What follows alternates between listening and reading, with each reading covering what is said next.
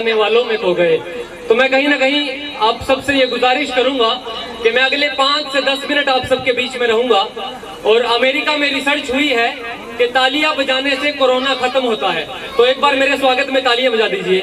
मैं कुरुक्षेत्र से आप सबके बीच में आया हूँ।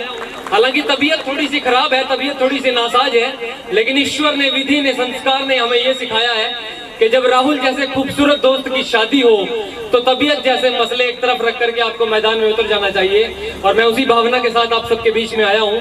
हालांकि मुझे पंजाबी नहीं आती, आप सब बड़े ही खूबसूरत लग रहे हैं, बड़े ही सुंदर लग रहे हैं। और कोरोना बीमारी में जिस तरीके से हम अपने घर में बंद करके रह गए हैं, उस दौरान इस प्रकार से खूबसूरत लोग बहुत दिन बाद दिखे हैं। तो मैं आप सबको प्रणाम करता हूँ। और राहुल और उनकी धर्मपत्नी परमजीत जी हमारे बीच में हैं। तो मैं राहुल जी की तरफ से तो अपनी तालियों से इतनी गर्मी पैदा करें कि ये जो धुंध पड़ रही है, ये धुंध कहीं ना कहीं फट जाए और बीच में से सूर्य की किरण हम तक पहुंचे, जिससे हमें गर्मी का एहसास हो। तो मैं 4 पंक्तियां राहुल की तरफ से उनकी धर्मपत्नी परमजीत जी के चरणों में रख रहा हूं, आप सबकी मोहब्बतों के हवाले सुनिएगा। के दिन संवर जाएंगे तुम मिलो तो सही, वहां करिए, वहां करेंगे तो गर्मी आएगी, और गर्मी आएगी तो सर्दी भागेगी, अच्छा लगेगा आपको। के दिन संवर जाएंगे तुम मिलो तो सही, जख्म भर जाएंगे तुम मिलो तो सही, रास्ते में खड़े 2 अधूरे सपन, एक घर जाएंगे तुम मिलो तो सही, एक घर जाए। हालांकि आप तालियां नहीं बजा रहे, आपकी थोड़ी सी दिक्कत है, मैं समझ सकता हूं, लेकिन मुझे खामोशी में कविता पढ़ने का बिल्कुल भी एहसास नहीं है। तो आप तालियां बजाते रहेंगे तो मुझे अच्छा लगेगा। मेरे सामने इस वक्त काफी संख्या में माएँ मौजूद हैं, और जिस कार्यक्रम में माँ आ जाए, जिस कार्यक्रम में महिला आ जाए, उस कार्यक्रम में ईश्वर की कहीं ना कहीं दुआ आ जाती है कि किसी को घर मिला हिस्से में, उनको छोड़ दीजिए, उनकी शादी हो चुकी है, उनको छोड़ दीजिए अब उनके हवाले पर। आप सब मेरी तरफ आइए, 4 पंक्तियां सुनिएगा।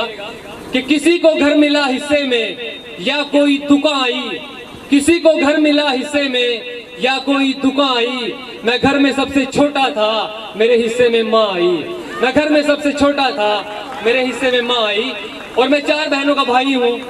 मेरी 2 बहनें मेरे समक्ष, मेरे सामने बैठी हैं। हालांकि सारी मेरी बहनें ही हैं, लेकिन जो मेरी माँ के पेट से जिन्होंने जन्म लिया है वो मेरे सामने बैठी हैं। और जब जब भी इनको देखता हूँ तो मेरे मन में ये बात आती है कि दुनिया की कोई भी लड़की इनसे खूबसूरत नहीं हो सकती। तो मैं इनको समर्पित कर रहा हूँ कि किसी के जख्म पर चाहत से पट्टी कौन बांधेगा।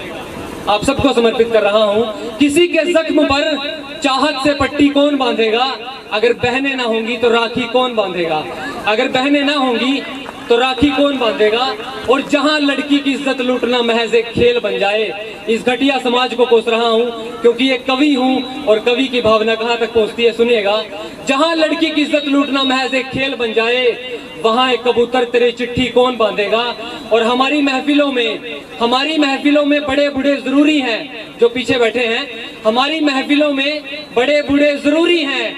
अगर यही नहीं होंगे तो हमारे पगड़ी कौन बांधेगा, अगर यही नहीं होंगे तो हमारे पगड़ी कौन बांधेगा। और पंजाब के लोग खड़े हैं मेरे सामने। अक्सर मेरे दोस्त मुझे एक बात कहते थे कि यार कभी पंजाब गए हो। मैं कहा यार मैं कभी पंजाब नहीं गया, लेकिन सौभाग्य से मेरी 2 बहनों की शादी पंजाब में हुई है, तो मुझे पंजाब में आने का मौका मिला है। वो मुझे अक्सर कहा करता था कि चलते फिरते महताब दिखाएंगे तुम्हें, महताब कहते हैं चांद को, कि चलते फिरते महताब दिखाएंगे तुम्हें, कभी साथ चलना पंजाब दिखाएंगे तुम्हें, कभी साथ चलना पंजाब दिखाएंगे तुम्हें। और मैं तो हिंदी का विद्यार्थी हूँ, पंजाबी मुझे ज्यादा नहीं आती, लेकिन पंजाबी में कहते हैं कि सरदार जी आग लग गई, बोला मैनू की, वो थोड़े घर विच लग गई, फिर तैनू की, थोड़े घर विच लग गई, फिर तैनू की। और कोरोना वायरस ने जिस प्रकार से 2020 को खराब कर दिया है कहीं ना कहीं, तो मैं ज्यादा समय नहीं लूंगा, समय की सीमा है, क्योंकि इसके बाद नाचने के लिए तैयार है अगली टीम।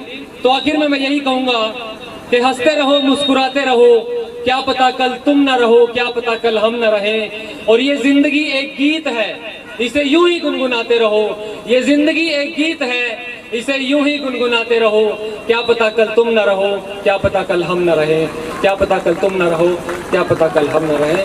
बहुत बहुत शुक्रिया, बहुत बहुत धन्यवाद।